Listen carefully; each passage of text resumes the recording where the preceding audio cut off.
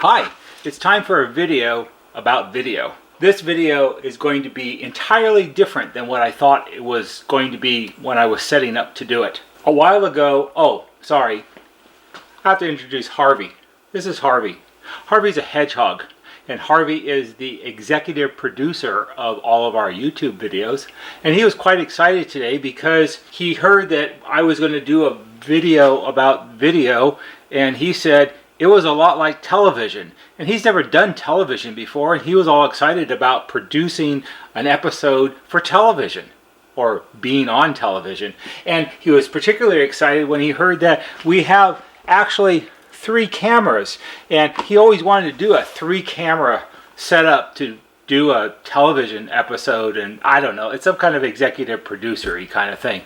Unfortunately, that plan sort of went south. What I was setting up here was to do a video based on all of this NuTone entry video equipment that I did in a mail call video a month ago or so. It was all sent in by a fella that saw our YouTube channel. He was taking it out of his house and he didn't want it, and he didn't really want to just throw it away. So he contacted me and asked if I wanted it, and I said, sure. I was fairly certain that he had said that it all worked. After that, and making the last video, I decided today I would go ahead and set it all up and sort of walk you through what it is and what it does and how it works, and just sort of do an overview of it. I went down and I bought some RG58 coax. That's the kind of coax that's required for this. This is video grade coax.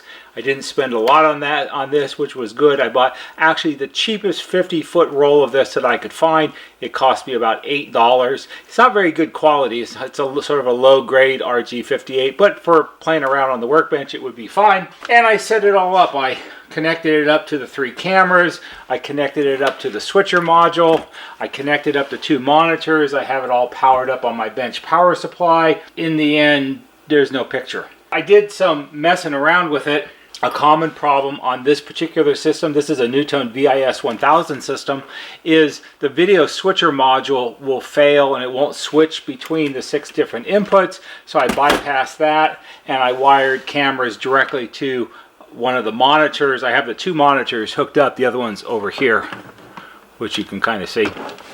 And I wired those up and tried hooking the cameras directly to them one at a time, and there's still no picture. That's what I sort of suspected, because it's not uncommon at this point. This is a system that's from the early 1990s. It's around 94, 95 as I recall. It's not uncommon for the cameras to just simply fail, primarily because 1, they're mounted outside and they're exposed to the weather, and I'm going to show you that in a second, and 2, the type of technology that they use for the image sensor, it's a CCD chip design.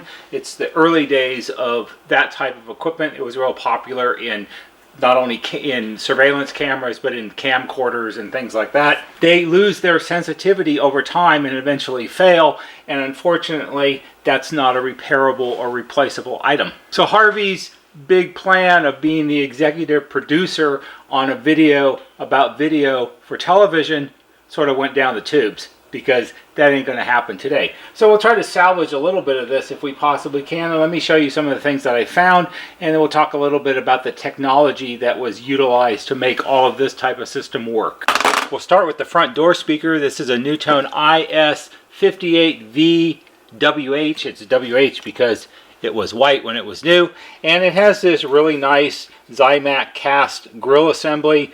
You have an opening here for the lens, and you have a little speaker down here. This video system did not include audio. The audio was to be provided by a separate intercom system installed in the home, and you have a push button for the doorbell. On the back of it, all you have is a standard NuTone doorbell button, and you have this little tiny, probably 2-inch speaker cone. It's 16 ohms, rated for 1/2 of a watt, so it's very small. This is a unique speaker cone, only used ever in this particular model, and it has this big cast box on the back of it that the video module actually fits into. This is the video module itself, and we have the lens and video capture unit down in here. These are not LED, well they are LEDs, but they're infrared light emitting LEDs, and when the system is powered up, they create an infrared field that allows you to see who's outside at night. And then you have this little board that mounts down here, and primarily this is the video input board, and this is the board that separates the signal from the power in the coax. And then you have the rest of the video board down in here. There's a big copper ground strap, and on the other side it's a double-sided board. There's probably, it looks like there's probably a microcontroller on the other side and some other things. So this is, unfortunately, seems to be toast, and usually it's the CD chip module that fails on these, although later on we'll find out. Here we have one of the surveillance cameras. This is a VIS1000, and it's just a plastic enclosure with a little lens with it doesn't even have a glass lens, it's just a plastic cover on the front, and it has a coax connector on the back for the cable. And they use these kind of funky slip-on coax cable, right angle cable, things like this. Not the best design. They would tend to get water inside of them. And here's one that I opened up. It took some effort to get it opened up because since these were outside, the little holes on the bottom, there's 4 of them that have the screws that hold the 2 halves together. These are all full of dirt and stuff, and it was quite hard to get enough of the dirt out of it so I can get a screwdriver in there to take the screws out. And what I found in this one was all of this. Fortunately, it's not dead bug carcasses. Harvey said I shouldn't say carcass on the video, but that's the best way to do it. This is plant material of some kind, and you can see here the plant material got into the front of the unit, and it's all up around the CCD module assembly. It's not all bugs. How did it get in there? Well, on the bottom there's 2 little holes here and here. These don't have screws in them, and I would assume that they are like weep holes in case you have condensation build up inside the enclosure. And condensation is a real problem on outdoor video cameras, because if it's damp outside, maybe it rained last night, and then the next morning the sun comes out, you know how everything gets steamy when the sun comes out after the rain? Well, if you get condensation inside here, which can happen, then I suppose if it runs down the interior surface of the enclosure, it needs a place to escape, and that's through the weep holes. There are actually, for regular closed-circuit TV cameras, there are actually weatherproof enclosures that have built-in sensors and ventilation fans, and if they sense humidity or moisture inside the enclosure, the fans turn on and dry everything out. But that's not what this is. We have the plant material in here, which is probably contributed to why the image sensor failed, or maybe it just failed on its own. Don't know. It would have been smart if any of us had known that about this when we put these in. You could have easily, I don't know, jabbed a little silicone in there and sealed them up. That probably would have made them last longer. And then inside, again, we've got sort of a power board here that separates the video signal from the power that runs the camera, and then the video processing board down in here. There's not a lot in these. Most of it's all in the integrated circuits or the microcontrollers that make it all operate. And then we have, this is the video switcher module. You could have up to 6 cameras, and you have power in 24 volts, and you have 1 video out. And what this would do is, by using the controls on the monitor, you can switch between the different inputs at any monitor station in the house and see what's going on all your cameras. On the inside, you have a fairly simple video switcher box. You have a little pot down here that you set for the number of stations that you actually have. You've got some power supply stuff. Again, we'll talk about how this system operates for power and video in a second. You've got 6 little relays here, and actually as you scroll through the different inputs, you can hear the relays close. It's not uncommon for these to fail. They only typically fail on the inputs that have cameras on them, the ones that never had cameras usually would work. And these aren't actually that difficult to repair. I believe it's only a single-sided board. I don't think there's anything on the other side. I suppose we could take it apart and take a look.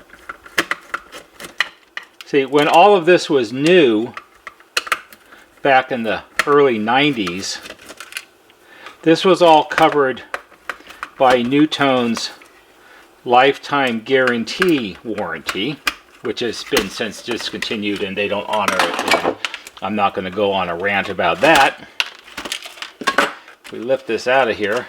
So if you had a customer with one of these that had a problem, you wouldn't fix it yourself. You would just simply send it back to NuTone, and either they fixed it or they would send you a rebuilt replacement. Don't remember how that actually worked. Yeah, see, there's nothing on the other side. It's just a single-sided board, and it's just a lot of common components. You've got some transistors here that drive the relays. You've got some power supply stuff, a choke coil over here. It's nothing fancy. It's kind of cool. You can see the scan line go up through the monitor as we record. That's because the frame rates between the monitor and the video camera are different. Anyway, what we have down here is an on-off switch. Simply powers up the screen. And our camera switch would switch between the different camera inputs. And then we have a contrast and brightness control. And that's pretty much all you've got. Harvey's still really disappointed that there's no picture. He wanted to see himself on a 3-camera shot from different angles doing the same thing. But that's not going to happen today. All right, this is the geeky part of the video. So the thing that made this system, the VIS1000 system, unique compared to other video closed circuit or video systems of the day is that it carries power on the coax cable. It carries the power and the video signal together in the same cable. More conventional closed circuit TV, you would have your closed circuit TV camera, you would have a coaxial cable to carry the video signal, but you also would have 2 terminals and a pair of wires that would carry the voltage to power the camera and make it work. Since that would be messier and more wires and things to install, NuTone went in a different direction. In the early 90s, around 93 or 94, there was a new design that started to develop in the world. This technology was not developed by NuTone, they just utilized it because it was all sort of free to implement. It was power and video together in the same coaxial cable. That was a new idea, it was a revolutionary idea. So how does that work? So here in our little example, we have a video camera, we have a video monitor, and we have a coaxial cable that connects the 2 together. And you'll notice the coaxial cable, we've got 2 colors of lines. We've got yellow and red. So the yellow are the video signals, and the red is the power. So they're together in the same cable. The power for the camera and into the monitor is DC. It's plus and minus. In the case of the NuTone system, it's 24 volts. And most video systems were 24 volts. I think they still are nowadays. The yellow lines are the video signal, and that's the picture between the camera and the monitor. And the way this works is, in each of the devices, in the camera and in each monitor, and in all the cameras, if you have more than one camera, you have, and this is highly simplified. Okay, it's more complicated than this, but this is the basic theory behind how it works. Inside each device, in the video signal power input part of the device, you have 2 fundamental electronic components. You have a coil and you have a capacitor. Since the coil will pass DC, it lets DC go through the coil, but it blocks AC, that's the part that provides power to the device. And then you have a capacitor. The capacitor will pass AC, but it'll block DC. And so what it does is it strips the power and the video out of the cable by blocking one and the other, and then it can send it to the appropriate parts of the device to do what it's supposed to do. The power powers the device and the video provides the signal. While this is actually a fairly elegant way to do it, and it makes installations a whole lot easier, less wires to run, makes it easier to do. The problem with this is there wasn't really a highly developed standard that everybody was required to follow for this type of design. The fundamental concept behind it everybody used, but how they implemented it in their actual devices varied from manufacturer to manufacturer. And since everybody's devices work differently than everybody else's devices, the devices are not generally interchangeable. You can't have a NuTone system and find somebody else's camera and hook up to it and expect it to work, because the implementation of this technology will be different. There was no compatibility, and that's why all of this NuTone stuff, and probably stuff made in those days from other manufacturers also, it's all orphan equipment. There is no real repair for it. And also nowadays, who really wants low resolution black and white video? Nobody wants that anymore. You can go down to Costco and buy a bunch of color high definition Wi-Fi cameras. You can get like 4 in a box and it'll cost you $200, which is a pretty good deal. Back when all of this equipment was new in the early 90s, the ISV58 door camera, this was $585 just for this camera, for one station, plus everything else you had to have. So it was a hugely expensive system. When we used to do home shows, people were just like Harvey. We would set this up and we'd have it on our display and it would be working, and we would have 2 or 3 of the surveillance cameras mounted up high on the display frames from different angles, and people would walk by the booth and realize, hey, that's me on the screen. And then, of course, that brought them in because they thought it was really cool, because everybody likes to see themselves on TV. And you have to remember, that was the early 90s. We didn't have cell phones in our pockets and all that kind of stuff in those days. The problem with it was it was really, really expensive. And while everybody thought it was a really, really great idea, when it came to the point where, okay, it's time to write the check to buy it, no, it's not. It's just beyond the pale of what people thought they really needed, and they were probably right. It was fairly advanced for its day, but today it's just kind of an orphan. So what's going to happen with all this? Well, Harvey insists that I make an effort to see if I can get some of it working. As I have time, which will be sometime in the distant future because we're really busy right now, I will have a look at it and see. In the end, it's probably all pretty hopeless, but maybe we can salvage some parts out of it. I'm pretty sure the video switcher module, this, can be salvaged. And maybe the boards in the surveillance cameras, if they're in good shape, maybe somebody could use those if they have ones that got wet or something. I don't know. I'm tempted to take the casting grill for the ISV58 and finish disassembling it and taking it the next time I go to our bead blaster and have them bead blast off the white finish and then refinish it in the mocha bronze color that we do our refinished IS68 door speakers in, because maybe there's somebody out there who has one of these and it still works, but they're not jazzed with the finish. You can see this one's got paint and stuff and the white's all flattened out and looks kind of ugly. And these were also available in polished brass and antique brass, and that looks like if it's been outside for the last 26 years. So maybe it has some value and somebody could use it to spruce up their system if it still works. It would be a shame to just throw it away, because then it's just wasted and it serves no useful purpose at all. Anyway, best laid plans, sometimes they go awry. At least we covered a little bit of it. Maybe there'll be another video in the future. Harvey says, if you like our videos, please give it a thumbs up, because that helps us. It helps him because he is the executive producer and he gets paid based on number of views and number of thumbs up. And he said something about needing to buy a new car. So I'm not sure what that's all about or something. I did see a couple Ferrari and a McLaren brochure lying around the office the other day, and I think that has something to do with him. There'll be a banner right here that shows you how to subscribe. Go to our YouTube homepage, click on the bell, and when you click on the bell, click on it to receive all notifications, and every time we post a new video, you'll get a notification and you can watch it. That's all for today. See you on the next video.